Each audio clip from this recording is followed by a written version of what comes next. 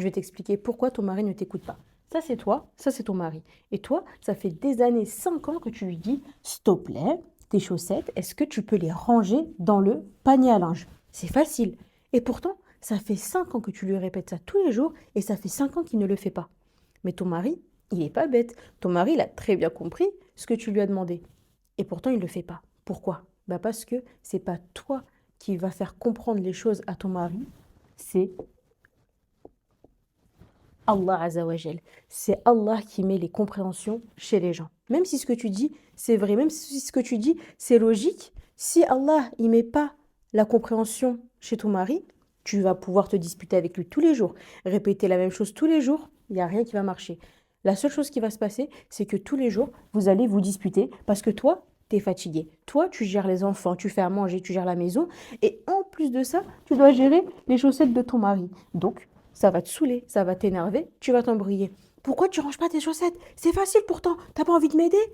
Voilà, tu as pété un câble et vous allez vous disputer.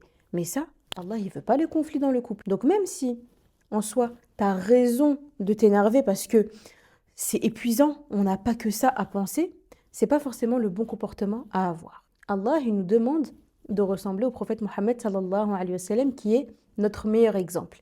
Et le prophète sallallahu alayhi wa sallam, ce genre de situation où il a dû faire preuve de beaucoup de patience, il l'a vécu tout au long de sa vie. Et comment il réagissait, le prophète sallallahu alayhi wa sallam, face à des injustices, face à des choses qui étaient très difficiles? Jamais par la colère, jamais par la force, même s'il avait raison. Il est resté patient face à la difficulté. Et en fait, les épreuves, c'est ça. C'est le fait que lorsqu'il y a une difficulté, comment tu vas te comporter? Est-ce que tu vas t'énerver, te mettre en colère, etc., etc., lui faire des menaces, j'en ai marre, je vais partir, je vais tout quitter, de toute façon, tu m'écoutes pas, tout ça?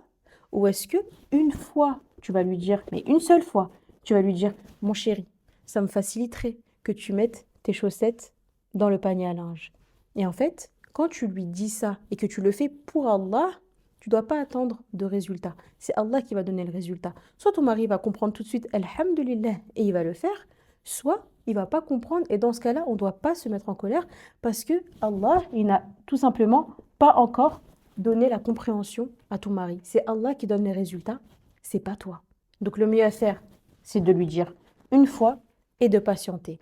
Ça veut dire tu vas continuer à ramasser les chaussettes de ton mari, tu vas continuer à patienter. De temps en temps, tu peux lui faire le rappel sans lui faire de reproches, tout en étant douce, souriante et respectueuse. Et Allah, il est très, très, très attentif à tous les efforts que tu fais. Allah, il sait que tu es fatigué et que tu n'as pas envie de les ranger, les chaussettes.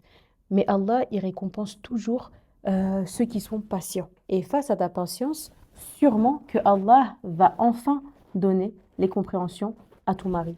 Parce que c'est pas toi qui contrôle, c'est Allah qui gère nos affaires. Donc, sois une femme qui aime son mari, une femme qui donne des conseils à son mari, mais pas une femme qui impose et qui se met en colère, même si tu es fatigué.